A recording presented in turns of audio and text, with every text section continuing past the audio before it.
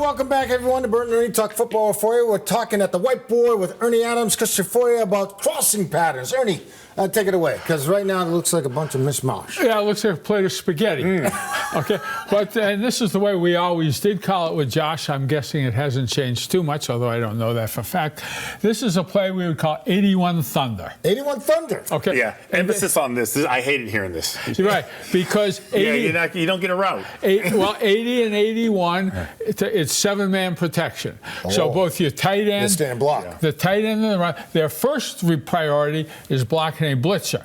Now, if their linebacker drops, then they're in the pattern. But they're basically they're alternates for the quarterback.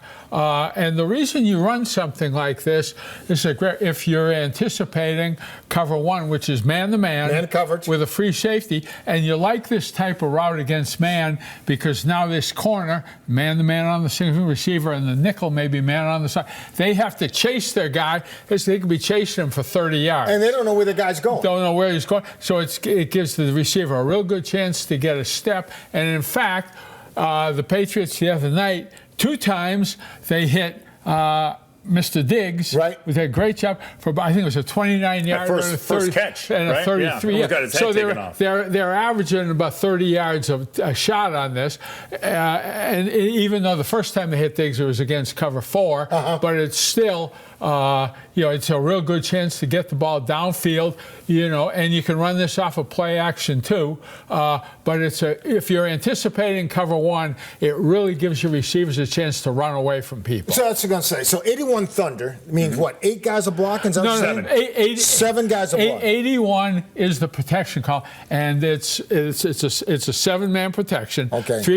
These 3 receivers have no blocking responsibility. Okay. They just go. You're tight in your back. It's block first, then release. But it's also real good if you get a blitz. The quarterback knows it's going to be picked up. Okay. I don't have to worry about. Now I can just go back. It's picked up. Do my thing. This is, you call this. You want to be able to throw the ball down the field. And in fact, on the towards the end of the game where they had that crazy play throwing to Washington down the sideline where Humphrey, tackled him and then knocked the ball away.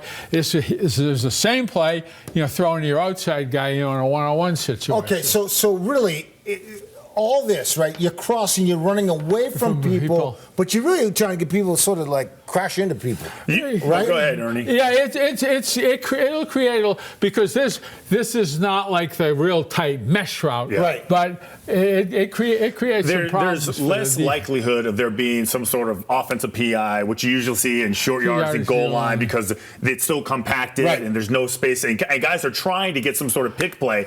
This is a little bit different. I was going to ask you, how important what's more important, the angle of your route or how fast you can get there? That's a good question. Well, it's really a combination of the two because, it's giving. If you've got a slow receiver running this, the defensive back's going to have a better chance to stay with him. Yeah. But this is a chance, get a fast guy, give him plenty of space to run to, get a couple steps on a defender, and this is, that's like I say, they're averaging 30 yards of completion with this the other night. I thought was really good at this, and I didn't think he was very fast, and he's doing a great job in Jacksonville now, is Jacoby Myers. I feel like his ability to get across the field and find those voids was almost uncommon. It was amazing how good he was at it. So the purpose of the crossing routes, obviously, right, is to get people open. Get people right. Correct. And you call, so if you're going against a team and they're a zone team, right, they're 90% zone. You're not going to be featuring this.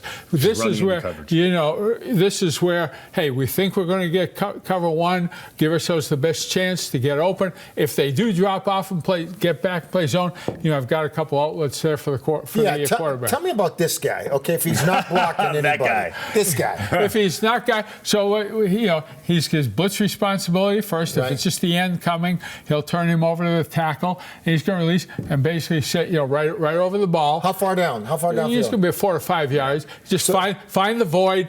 Show your numbers to the quarterback. He's the safety valve? He's the safety valve, right? It's always, listen, every pass play you have, you always have a safety valve, and the quarterback always knows knows where his safety valve is. So the quarterback's got that clock ticking in his head. I'm looking downfield. It's time to throw to the safety valve. Did you like being a safety valve? But the point is, in cover one, man free, you do have somebody just hanging out.